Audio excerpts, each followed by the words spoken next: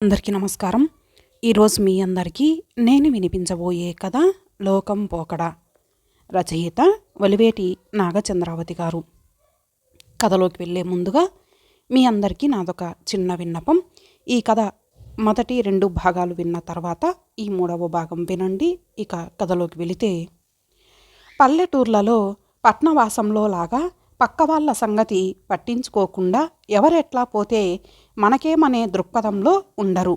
తప్పు కనిపించినా మామూలుకు భిన్నంగా ఏదైనా జరిగినా ఊరు వాడ ఏకమై తూర్పార పట్టిస్తుంది. ఈ గుణం పరిస్థితులని బట్టి ఒక్కొక్కప్పుడు చెడు నడతను పడ్డవాడికి బుద్ధి గరిపి మంచిదారికి మలిపేదిగానూ ఉండవచ్చు. మరొకప్పుడు మూర్ఖత్వానికి దారితీసి మంచి మనిషికే ఘోరమైన హింసగా పరిణమించనూ వచ్చు. ఈత వెనకబట్టి వట్టిపోయిన గోవుని దానం పేరిట గో సంరక్షణకి తోలినట్టు చేసినన్నాళ్ళు చేయించుకొని మూలపడ్డాక తల్లిని అన్న ఇంటికి అప్పగింతలు పెట్టిన శేషయ్యని ఊర్లో అందరూ దుయ్యబట్టసాగారు. చాకలి వెంకి మొదలుకొని ఊరికి పెద్ద కామందైన రాఘవరెడ్డి వరకు చిన్న పెద్ద అందరి దృష్టిలోనూ శేషయ్య పలుచనై నాగయ్య ప్రశంసాపాత్రుడైనాడు. నిర్మొహమాటస్తులు కొందరు శేషయ్యని, లక్ష్మీకాంతని ఇదేమన్యాయం, మీకు మాత్రం రాదా పెద్దతనము అని మొహం మీదే అడిగారు కూడా. శేషయ్య అయితే దొంగకి తేలు కుట్టినట్టు మెదలకుండా ఊరుకునేవాడు. నీళ్లు నములుతూ విషయాన్ని దాటేయడానికి ప్రయత్నించేవాడు. చిన్నబోయిన మొహంతో చిన్నబుచ్చుకునేవాడు. ధూర్తత 2 విధాలు. పైకి కప్పిపుచ్చాలని చూసినా కనీసం మనసులోనైనా చేసిన తప్పు పనిని తప్పే అని ఒప్పుకోగలగటం, అలాంటివాడే శేషయ్య. ఇక 2వ రకం, తన తప్పుని మనసా వాచ సమర్థించుకోవటమే కాక తప్పుని చెప్పిన వాళ్ళదే తప్పని ఎదురు తిరగటం, ఆ బాపతే లక్ష్మీకాంత. ఇదేమన్న వాళ్ళ మీద విరుచుకుపడేది లక్ష్మీకాంత. వాళ్ళ 3 తరాల క్రింద నలుపులన్నీ వెతికి మీరు పత్తిత్తులు కారులెమ్మని వాళ్ళ నోరు మూయించేది. అంత జాలిగల వాళ్ళు తీసుకెళ్ళి పోషించి చూడండని సవాలు చేసేది. పైగా వీళ్ళందరినీ ఉసిగొలిపి తమ మీదికి తరిమేది బావగారేనంటూ ఏ పాపమూ ఎరుగని నాగయ్య మీద కూడా 4 అక్షింతలు వేసేది. కపటం లేని నాగయ్య మటుకు తమ్ముడు మరదలు ఊరందరి నోళ్లలోనూ నానుతూ ఉండటం చూసి కష్టపడేవాడు. ఇన్ని సంవత్సరాలు అమ్మని అరిచేతుల్లో పెట్టుకొని అపురూపంగా చూసింది వాళ్ళు కదా, ఇప్పుడైనా వాళ్ళేం తోసి పంపలేదు. మాతృరుణం నాకు మాత్రం తీరేదెప్పుడని పట్టుబలవంతాన నేను తీసుకొచ్చాను ఇంటికి అని చెప్పేవాడు అందరికీ. అయితే అతను ఆశించినట్లు లోకుల ధోరణి కానీ అభిప్రాయం కానీ మారలేదు. కాగా తనని నిందించే వారి తప్పుల్ని సైతం దాత చూస్తున్న అతని క్షమాగుణాన్ని, లక్ష్మీకాంత గయ్యాలి గచ్చతనాన్ని మునుపు కన్నా ఎక్కువగా చెప్పుకోసాగారు. ఎవరేమనుకుంటున్నా కాలం మాత్రం ఆగలేదు. తెరిపి లేకుండా వచ్చి పడుతున్న గడియల్ని దినాల్ని వెనక్కి నెట్టేస్తూ ముందుకు సాగిపోతూనే ఉంది. ఈ మధ్యలో రంగమ్మకి మరోసారి హెచ్చు చేసి తగ్గటం జరిగింది. ఈసారి స్ట్రోక్ వస్తే బ్రతుకుతుందనేది అనుమానమేనని చెప్పాడు పట్నం నుంచి వచ్చిన డాక్టరు. నాగయ్య కంటికి రెప్పలా కాచుకుంటున్నాడు తల్లిని. కానీ గెలకొట్టిన అరటి చెట్టుకి ఎంత బలం వేసినా లాభం లేనట్టు ఆయుర్దాయం తీరిపోవస్తున్న రంగమ్మకి అతని పరిచర్యలు కానీ తీసుకుంటున్న మందులు కానీ వంటబట్టడం లేదు. రోజు రోజుకి దిగజారిపోతున్న ఆరోగ్యంతో ఔటర్లో సిగ్నల్ కోసం కాచుకొని ఉన్న రైలు బండిలా భగవంతునిచే సంజ్ఞ కోసం నిరీక్షిస్తోంది రంగమ్మ. ఆ పిలుపు రావటానికి కూడా ఎంతో కాలం పట్టలేదు. పక్షవాతం 3వ మారు తిరగబెట్టింది. ఆ రోజు రంగమ్మ కళ్ళు తప్ప మిగతా అవయవాలన్నీ స్వాధీనం తప్పాయి. కొండెక్కబోయే దీపంలా రెపరెపలాడుతోంది ఆమె ప్రాణం. డాక్టర్ వచ్చి పెదవి విరిచి వెళ్ళిపోయాడు. ఆవరిస్తోన్న విషాదంలో కర్తవ్యతాశూన్యుడై కూర్చుండిపోయాడు నాగయ్య. ఎక్కడ పుట్టినా ఆ ఊరిని మెట్టి అక్కడే మట్టయిపోతున్న ఆ ఊరి కోడలు ఆమె సంగతి తెలిసి ఇరుగు పొరుగులు తెలిసిన వారు ఒక్కొక్కరు వచ్చి చూసిపోతున్నారు. వారిలో ఒకరు అడుగుతున్నారింకెవరినో, శేషయ్య కనబడడేం, కబురు అందలేదా ఏం అని. పంపకేం, గంటాయ పిల్లగాన్ని పంపి, ఇప్పటిదాకా అయిపు ఆజాలేడు పెద్ద మనిషి నిరసనగా జవాబిచ్చారు ఎవరో. గప్పున స్ఫురించింది నాగయ్యకి. అప్పుడున్న వెలితేమిటో. ఈ వచ్చిపోతున్న వాళ్ళందరూ కేవలం గట్టున నిలబడి సానుభూతి చూపించే వాళ్ళే, తన దుఃఖంలో పాలు పంచుకునేవాడు తమ్ముడొక్కడే అని. వెంటనే లేచి తమ్ముడి కోసం వెళ్ళబోయాడు. అతన్ని అడ్డుకున్నది ఓ ఇల్లాలు. ఎందుకయ్యా నువ్వు పరిగెత్తేది? ఆయనకు లేని ఆరాటం నీకెందుకంటా? అయినా ఆ ఇంటికి ఈ ఇల్లు ఎంత దూరమో ఈ ఇంటికి ఆ ఇల్లు అంతే దూరమన్నారు. ఈ తల్లి మీద ఆపేక్ష ఆ కొడుక్కి ఎప్పుడైతే ఎగిరిపోయిందో ఆ కొడుకు మీద ప్రీతి ఈ తల్లికి అప్పుడే అడుగంటింది. నన్నడిగితే ఆవిడకి నువ్వొక్కడివే కొడుకునంటాను. జవముడియాక వీధికీడ్చిన కొడుకొక కొడుకా అని అతని కోసం నువ్వేం పరుగులు పెట్టనక్కర్లేదు కానీ అక్కడి కాగు ఖండితంగా అన్నదామె. అవునవును, నిజం చెప్పావు, బాగా చెప్పావు ఇత్యాది విశేషణాలతో అక్కడున్న వాళ్ళందరూ ఆమె వాదన ఆమోదిస్తూ తలలూపారు. పరిస్థితులకి తలవంచి తనని కొంత చిన్నచూపు చూసినంత మాత్రాన బిడ్డ మీద తల్లికి మమత మమకారం మాసిపోతుందా? నమ్మశక్యం కాని సంగతి. తల్లి దగ్గరగా వెళ్ళాడు నాగయ్య. ఏమ్మా, శేషుని చూడాలని లేదు? రంగమ్మ నీళ్లు నిండిన కళ్ళలో ఆందోళన ఆతృత స్పష్టంగా అగుపడింది. నే వెళ్ళి పిలుచుకురానా? క్షణంలో ఆమె కళ్ళు వెలిగాయి. చంపలంట కన్నీరు దిగజారింది. ఇక ఎవరి మాట లక్ష్య పెట్టలేదు నాగయ్య. శేషయ్య వచ్చిన కొద్దిసేపట్లో రంగమ్మ ప్రాణాలు గాలిలో కలిశాయి. పోయే ముందర తల్లి కళ్ళల్లో గొప్ప సంతృప్తి చూడగలిగాడు నాగయ్య. రంగమ్మ పోయిన 3వ రోజున ఏం నాగయ్య, కర్మ మొదలు పెట్టాలిహా అంటూ వచ్చాడు పురోహితుడు. దినవారాలకి కావలసిన వస్తువులంటూ ఆయన రాసుకొచ్చిన 2 పేజీల జాబితా కేసి చూస్తూ తల తడుముకున్నాడు నాగయ్య. జీవుడు వైతరణి, పుత్రుడు పున్నామ నరకం, ఏడాది గ్రాసం, గోదానం, భూదానం, సువర్ణదానం, అన్నదానం, ఏవేవో ఏకరువు పెడుతున్నాడాయన. వింటూ ఉండిపోయాడు నాగయ్య. ఆకలి దప్పులకి మాయా మమకారాలకి లొంగే ఈ శరీరాన్ని విడిచి పంచభూతాల్లో లీనమైపోయిన జీవికి కూడా బాధలు బంధాలు అంటగట్టి ఏవో క్రతువులు కర్మలతో వాటిని తొలగిస్తామంటారు. పితృదేవతల కంటూ బతికి ఉన్న వారికి దానాలిమ్మని అది మరణించిన వారికి చెందుతాయంటారు. వీటికి రుజువు లేదు. చెప్పే సాక్ష్యాధారాలు కల్పితాలు. అయినా వాట్లని తప్పనిసరిగా నమ్మాలి. లోకానికి వెరిచన్నా ఆయన చెప్పినవన్నీ ఆచరించి తీరాలి. ఆయన ప్రసంగం ఆఖరయ్యింది. ఈ తతంగాల మీద పెద్దగా నమ్మకం లేకున్నా ఏటికి ఎదురీదే రకం కాదు నాగయ్య. కానీ ఎలాగని? నాగయ్య మరోసారి తల తడుముకున్నాడు.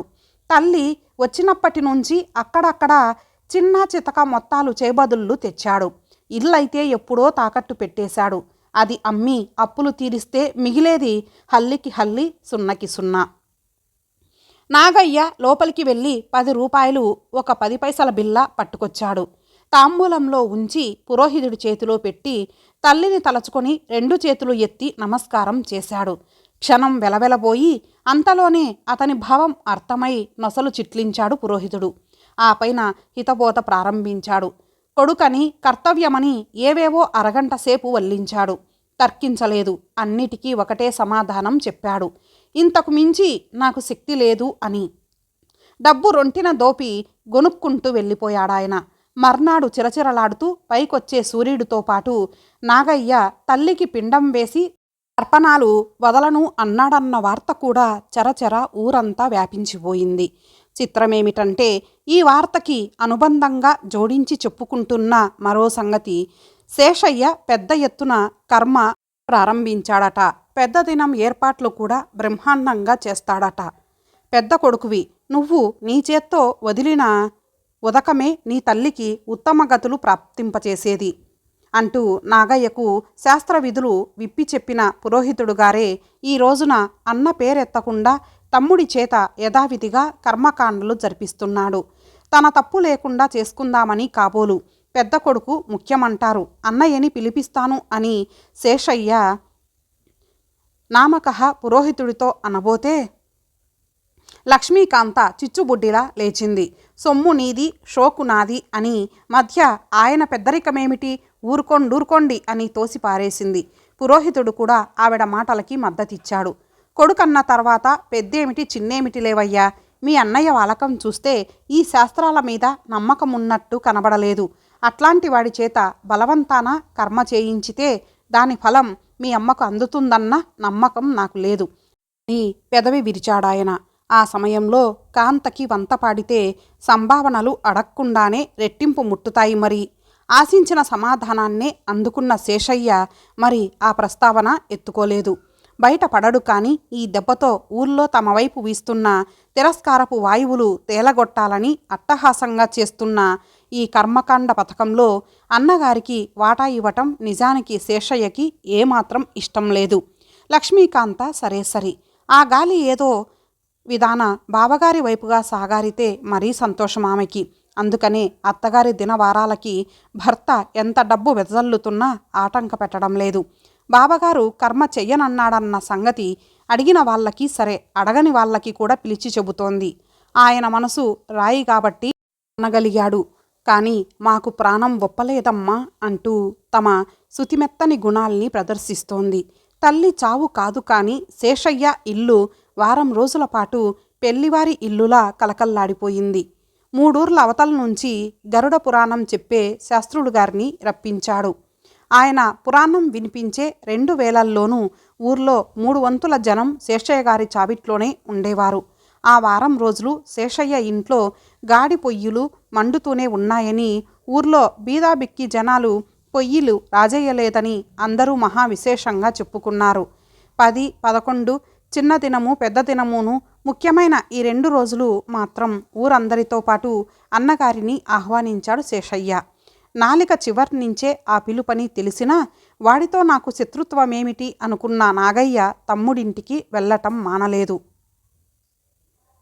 తల్లికి తానొక్కడే పుత్రుడన్నట్లు తమ్ముడు ఒక్కడే కర్మ చేస్తుంటే పరాయి వాడిలా ఒక మూల నిశ్శబ్దంగా కూర్చొని చూస్తున్న నాగయ్యని ఎందరూ ఎన్ని రకాలుగా అనుకున్నారో అతను వినలేదు, విన్నా పట్టించుకోలేదు.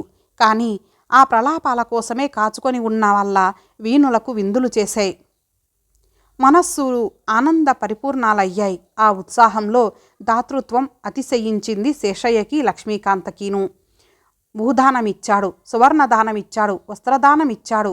నందినీదేవి లాంటి గోవుని వత్సంతో పాటు వెండి గిట్టలు బంగారు కొమ్మలతో సహా సద్బ్రాహ్మణుడికి ధారపోశాడు. పొత్తర్లందుకున్న బ్రాహ్మణుల సంచులు నిండి పొర్లినాయి. దిట్టంగా సంభావనలు అందుకున్న బ్రాహ్మణుల ఆశీర్వచనాలతో ఇల్లు మార్మోగింది. కర్మకాండ యావత్తు నిరాటంకంగా ముగిసింది. వంటవారు ఆకులు పరిచి వడ్డించసాగారు. 4 పిండి వంటలు, 4 కూరలు, 4 పచ్చళ్ళు, ఆకులు నిండుగా నోరూరిస్తున్నాయి. అందరూ భోజనాలకి ఆయత్తపడుతున్నారు. ఇక పిండాన్ని కాకులు ముట్టడమే తరువాయి. చుట్టూరా చెట్ల నిండా లెక్కలేనన్ని కాకులు. కానీ ఒక్కటి పిండముంచిన ఆకువైపు రావటం లేదు. ఎంత ప్రయత్నించినా అరిచి హంగామా చేస్తున్నాయే తప్ప లంచం చాలని ఆఫీసర్లలా ఎంతకీ చెట్టు దిగటం లేదు. జనాన్ని చూసి బెదురుతున్నాయంటూ అందర్నీ లోపలికి నెట్టేశారు కొందరు. ఏం దోషం జరిగిందో తప్పు మన్నించమని దన్నాలు పెట్టండర్రా అంటూ సలహాలిస్తున్నారు కొందరు. ఏమి కోరికలు మిగిలిపోయాయో అని అనుమానపడుతున్నారు ఇంకొందరు. ఆవిడకిష్టమైన వంటకాలేవో వండించి తెచ్చిపెట్టమని తొందర చేస్తున్నారు మరికొందరు. ఏమి చేసినా ఎన్ని తిప్పలు పడినా ఆ వాయస రూపంలో ఉన్న పితృదేవతలు మాత్రం కరుణించలేదు. టైం గడిచిపోతోంది. వేల మించిపోతున్నది. ఏం చెయ్యాలో తోచని అయోమయంలో పడిపోయారంతా. అప్పుడే ఎవరి నోటంటనో సన్నగా ఊడిపడ్డది ఓ మాట విసురు. ఆవిడకి కిట్టని వాళ్ళున్నారేమో ఇక్కడ. ఎవరబ్బా వాళ్ళు?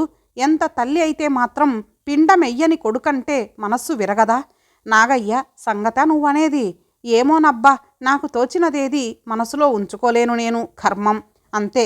క్షణంలో ఈ అనుమానం లోగిలంతా అల్లుకుపోయింది. అదేం కోర్టు తీర్పా? వాయిదాలు పడి నెలలు గడిచిపోవటానికి అదే కారణమని వెంటనే నిర్ధారణగా నిర్ణయం కూడా అయిపోయింది. ఎక్కడో ఒదిగి కూర్చున్న నాగయ్య అప్పటికప్పుడు అందరి కళ్ళకి రూపుకట్టిన శత్రువులా కనిపించాడు. నాగయ్య మెల్లగా లేచాడు. తన వైపు చూస్తున్న అన్ని జతల కళ్ళని ఒకసారి తదేకంగా చూశాడు. కొన్ని నాళ్ల క్రితమే ఈ కళ్ళ తాలూకు నోర్లే తనని ఆకాశానికెత్తాయి. ఇప్పుడు ఆ పొగడ్తల తాలూకు ఛాయలు లవలేశమైనా కనిపించటం లేదు. అతనికి వెర్రిగా నవ్వాలనిపించింది. గిర్రున వెనక్కి తిరిగి తన ఇంటి వైపుగా నడక సాగించాడు. మబ్బు కమ్మిన ఆకాశంలో గ్రద్దలు గిరికీలు కొడుతున్నాయి. హోరుగాలికి వృక్షాలు శివాలెత్తినట్టు తలలూపుతున్నాయి. నాగయ్య భుజం మీది కండువా నిలవలేనట్టు కిందికి జారుతోంది. ఎదురు దెబ్బ తగిలి కాలివేలు చిట్లి రక్తం వస్తోంది. నాగయ్య నడక ఆపలేదు. వంగి కాలైనా చూసుకోలేదు. సరాసరి వెళ్ళి ఇంటి తలుపులు తెరిచాడు. ఎదురుగా గోడకి రంగమ్మ ఫోటో వేలాడుతోంది. అంతవరకు అణుచుకున్న ఆవేదన ఒక్కసారిగా పెళ్ళూబికింది. నిజం చెప్పమ్మా, నేనంటే మనస్సు విరిగిందా నీకు? దెబ్బతిన్న గుండె మూగగా చేసిన ఆర్తనాదమది. ఫోటోలోంచి తల్లి చల్లగా నవ్విన అనుభూతి. చింతపడకు నాయనా, లోకం తీరది, దాన్ని లెక్కజేయకు. తల నిమిరిన మృదువైన స్పర్శ. నాగయ్య సర్వం మరిచి పరవశించిపోయాడు. ఇంతటితో ఈ కథ సమాప్తం. మరలా మరొక మంచి కథతో కలుద్దాం. అంతవరకు సెలవు. నమస్తే.